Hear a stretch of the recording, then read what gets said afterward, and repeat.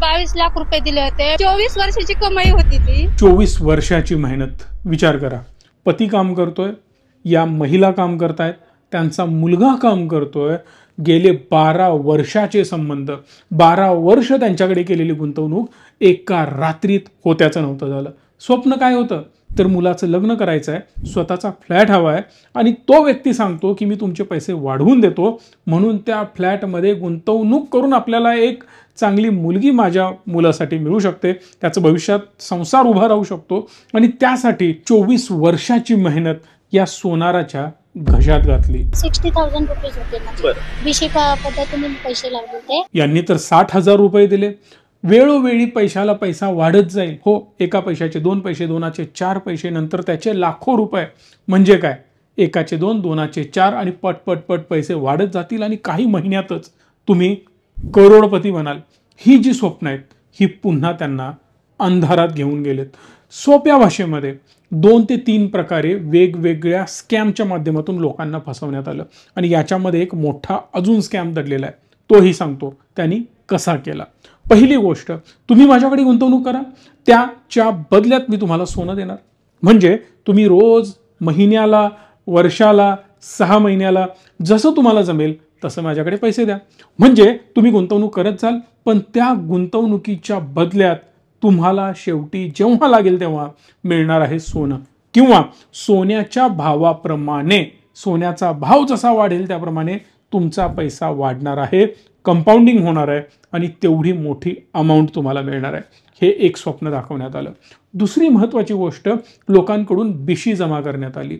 वेळोवेळी लोकांकडून पैसे घेण्यात आले, दर महिन्याला, 2 महिन्याला वेगवेगळ्या लोकांना पैसे मिळताना दिसत होते, त्याच्या माध्यमातून गुंतवणूक त्याच्याकडे होत गेली। एक सिंपल कन्सेप्ट लक्षात घ्या जी तुम्हाला माहिती असायला पाहिजे।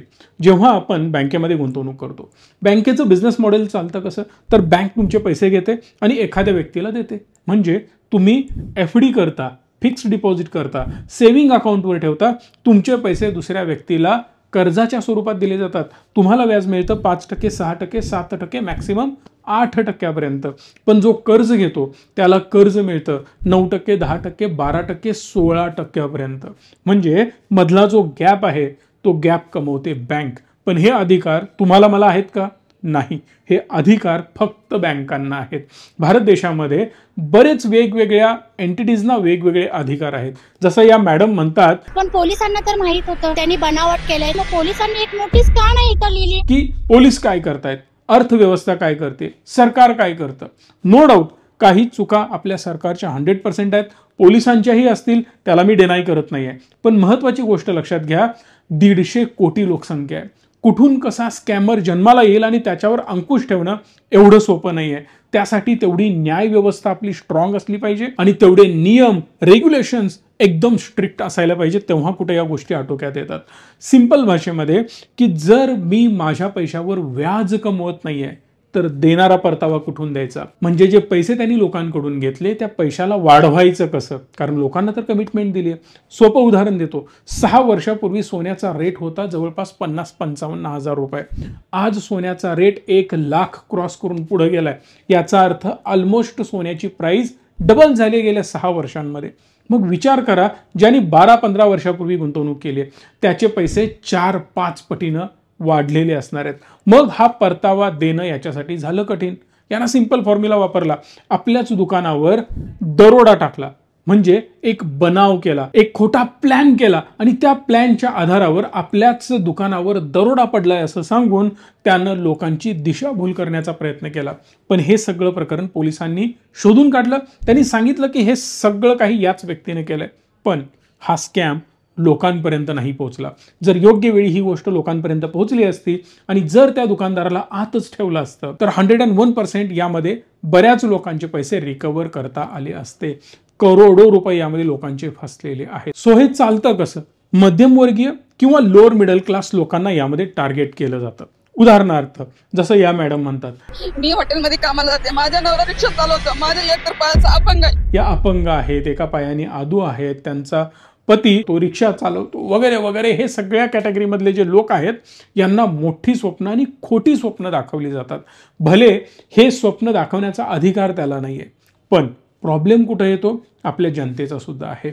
आपल्या जनतेला याचा अवेअरनेस नाही, म्हणून आपली एज्युकेशन सिस्टम खूप जास्त बदलण्याची सध्या गरज आहे.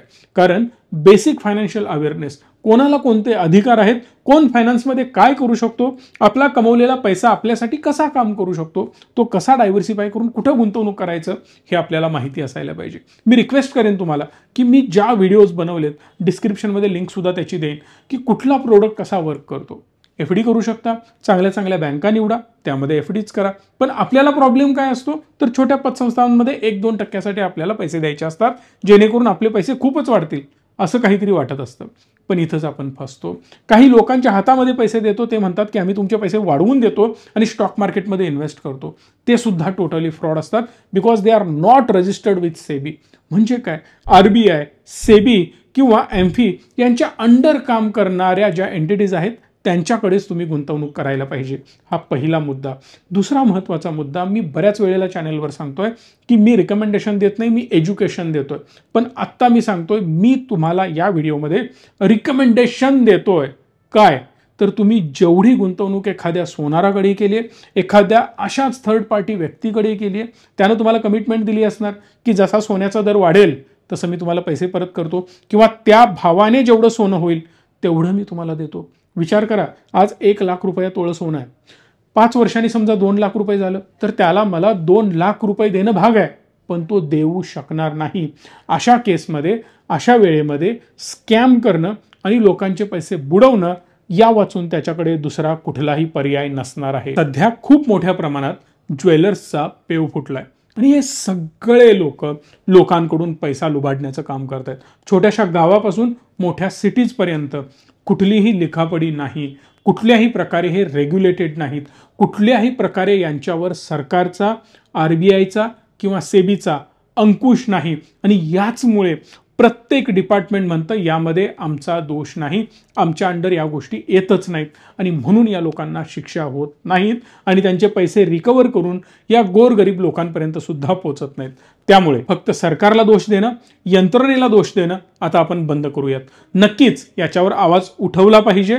तुमच्या प्रत्येक नेत्याला, प्रत्येक अधिकाऱ्याला तुम्ही प्रश्न विचारा, पण त्याआधी आपली जबाबदारी आहे की गुंतवणूक करताना योग्य त्या ठिकाणी गुंतवणूक करावी आणि रजिस्टर्ड एंटिटीकडेच गुंतवणूक करावी. जर तुम्ही ऑलरेडी कुठे गुंतवणूक केली असेल, ती खरी आहे, खोटी आहे, चुकीची आहे की योग्य आहे, याबद्दल तुम्हाला जाणून घ्यायचं असेल तर तुम्ही आमच्याशी संपर्क साधू शकता. जर तुम्हाला याबद्दल काही अजून खुलासे हवे असतील किंवा अजून डिटेलमध्ये माहिती हवी असेल गुंतवणुकीबद्दल, त्याची विचारपूस आमच्या टीमसोबत तुम्ही करू शकता. नंबर मी स्क्रीनवर दिलेला आहे.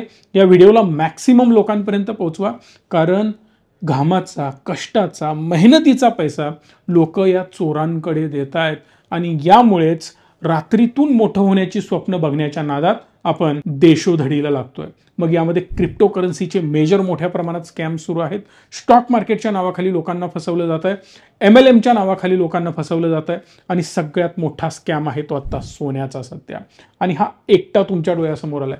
असे हजारो सोनार येत्या काळामध्ये तुम्हाला समोर येताना पाहायला मिळतील, कारण सोन्याचे रेटच एवढे वाढलेत की त्याला जस्टिफाय करणं आणि तेवढा मोठा परतावा देणं हे त्यांच्यासाठी अशक्य असेल. या व्हिडिओला लाईक करून मॅक्सिमम लोकांपर्यंत पोहोचवा, कारण प्रत्येकाला कळू दे नेमकं काय सुरू आहे.